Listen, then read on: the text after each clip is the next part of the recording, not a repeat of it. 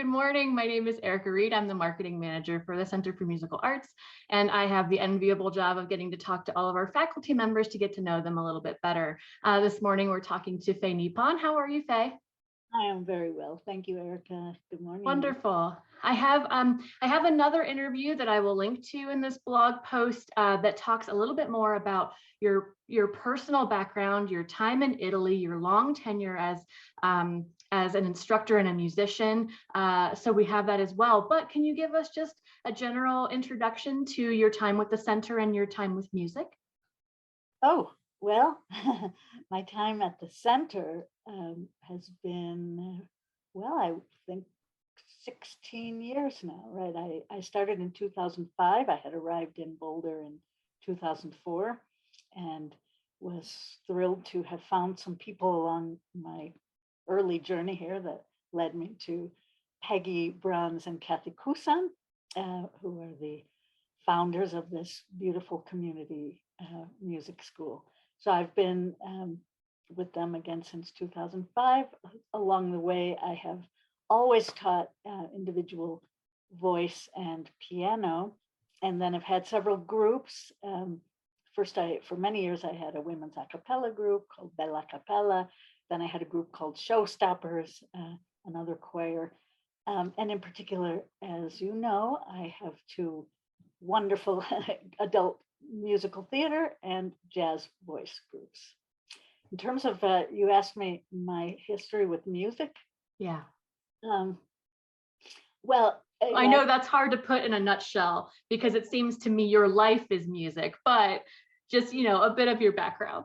Right. So I always joke with my, especially the parents of my young students, especially when they're saying I can't get them to practice, or so you walk the line between forcing a child, which you don't want to force anybody to do anything, but not necessarily letting them stop on their first moment of difficulty or unhappiness with it, especially in piano that doesn't give you the instant gratification that maybe studying voice does. And the reason I say that is that I dearly wanted to quit when I was an adolescent in elementary, middle school, and my parents wouldn't let me. And I thank them to this day. So I probably wasn't too happy. I don't remember that all that well, but I really have made a life in music. I've never done anything for more than a short period of time. I grew up on the south side of Chicago. We had a piano teacher, the neighborhood piano teacher, who came around and really started me off on this journey. We have some pictures of you with your family performing show tunes. It seems like it must have been a very familial and intimate thing for you growing up. Is that the case? Yes, it was just beautiful. My family, I didn't come from a family of musicians, but of music lovers, and in particular, standards, jazz standards, but standard songs of the 30s, 40s, 50s, and musicals. Our dad would wake us up every Sunday with a different album of musicals, and because I was the resident piano player, I sat at the piano and we all stood around.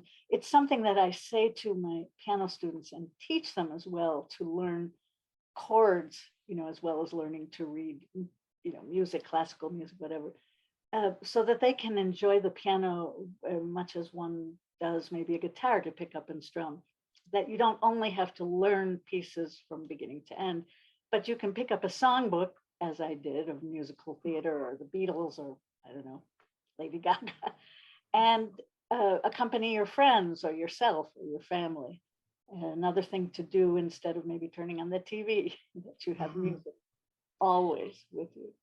So that's interesting to me because we're going to talk today a bit about specifically the classes that you have now, Jazz for Singers and Musical Theater, which was previously called Broadway Boomers.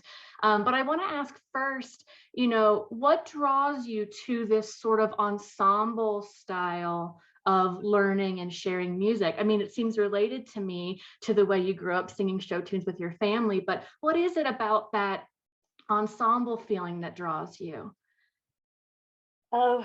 Well, I'm a people person, so that might be one of the reasons. I've also sung a lot in choirs, and while I love to sing solo things, uh, the the reality of making music with other people uh, is it becomes bigger than yourself. You're you are a part of something big, and that makes it bigger than singing on your own, which you would think is the biggest thing you could do. But actually, and also the camaraderie. My groups, because I stress so strongly the need to create a safe environment, a non-judgmental environment. I have groups, both of my musical theater and jazz groups, where I have beginners, sometimes total beginners who've never set foot on a stage, to seasoned performers, some of whom sing in choirs around town, a couple voice teachers themselves, and the support and the joy in what everyone else is doing.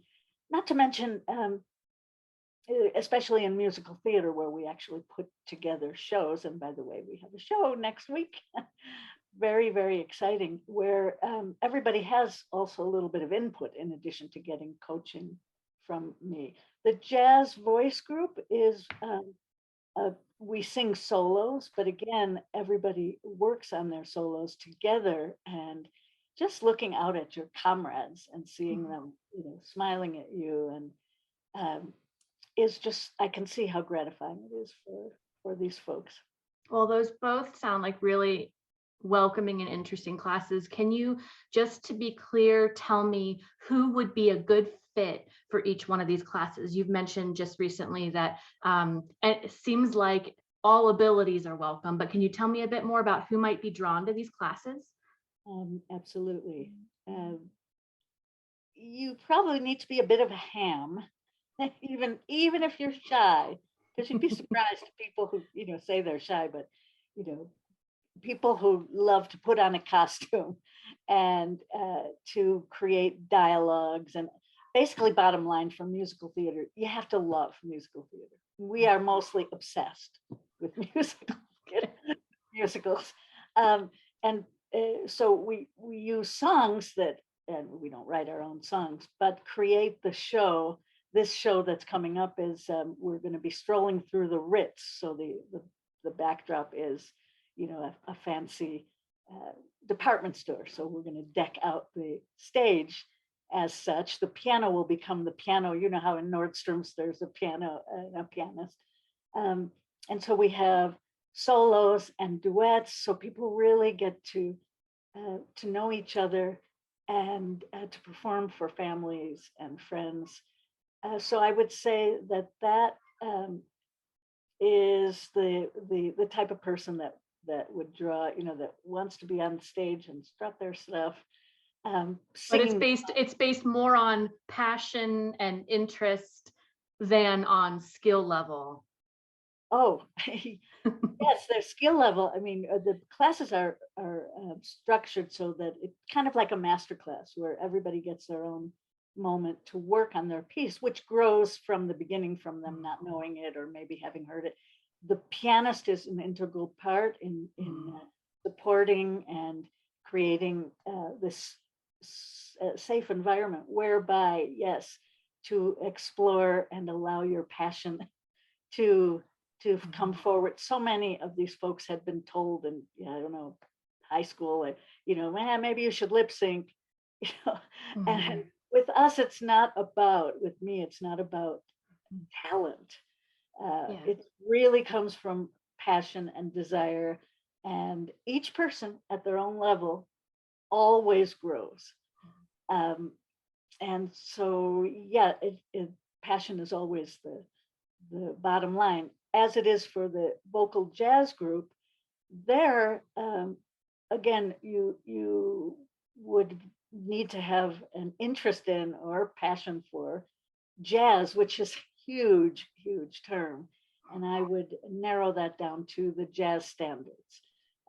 Again, just to say a few names: Ella Fitzgerald, Frank Sinatra, Tony Bennett, Nat King Cole, that kind of music, where we start by singing the songs and listening to others, but then making it our own. So exploring what it means to vary a melody, and then of course to get to the world of scat, which is to improvise, but it's not necessarily a part of it. So, and we will have a show in a couple weeks, and there we make the hall into a cabaret with tables and serve nuts and so it's not a concert as the musical theater is, but just like a, I don't want to say speakeasy, but Yeah, that vibe. jazz club, right? So both of these classes are for adults, is that correct? Yes, they are for adults. In particular, the first one that I did was the Broadway Boomers. The reason it was called that, my dear friend and colleague Lisa Volk and I had this desire to do musical theater and to invite those who, they've raised their kids, they've put in their time, and now they want to devote time to themselves in the world that they love, either to go as theater goers, and that is musical theater. So originally it was for boomers, which I am and you are not. I think it was from 55, then it became 50 up, then it was 45 up. And now that we have a 28-year-old man, we have changed the name from Broadway Boomers, which is now misleading, to a musical theater class. The jazz class, really I would say from 18 up, it can be, generally speaking, we have, older adults, but have people in their 30s, and, they're all absolutely all welcome. So the sense I'm getting is, if you are an adult with that who's hearing this and even thinking I might be interested in this, you should try it. You should come. You should meet the people and see how it feels. Yes, Erica, I always invite people to come and sit in on a class because I could describe it forever, but until you come in and feel the welcome and the laughter, and we can be very silly. It's really funny to see our 28-year-old doesn't always understand our humor. But we have such a great time. So anybody is welcome to come by. I always ask to have a conversation first with the new member, again, so that I know a little more about them and they know what they're walking into. Often they know because they've come to shows because they're friends of people in the groups. Well, wonderful. Thank you so much. And I will share some information in our blog about how you can reach out about those classes if you'd like to sit in on a class, or where you can find a list of our upcoming events in case there's a recital or a concert coming up that you want to sit in on and see what it's like. Thank you so much, Faye. In closing, I would just like to ask, is there a Broadway musical or a jazz standard that you just can't get out of your head these days, something that's really speaking to you? I would have to say, and I would have responded differently a week ago, that we just lost one of the greatest, if not the greatest, composers and lyricists of musical theater. He changed the tapestry, the world of musical theater, and I'm referring to Stephen Sondheim. And I have, since being a young adult, loved him pretty much more than all, and his musicals. And so I'm thinking of him and of the musical company in particular, which has just is in the process of, it's on Broadway, and it's a remarkable revival. If anyone knows Company, the protagonist is Bobby, a young man who doesn't want to get married, and all his friends who unveil their relationships and their thoughts. And for the first time, this time Bobby is a woman. Bobby still. And Sondheim went to the preview just a few days before he died, and he loved it. And so we're all just heartbroken. Thank goodness we had him for 91 years, and his works will continue to help us grow as humans and as musicians. So yeah, I would say Stephen Sondheim.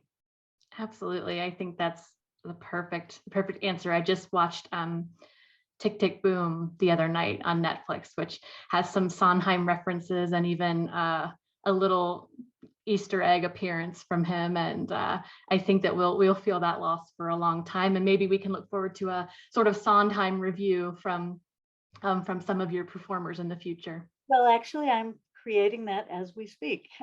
Some of the old boomers, previous boomers, many of whom have done many Sondheim songs. I am going to create a celebration tribute concert. Perfect. I look forward to it. Well, thank you so much for talking to me this morning, Faye. It was a pleasure. Thank you, Erica. Thank you. Have a beautiful day. You too.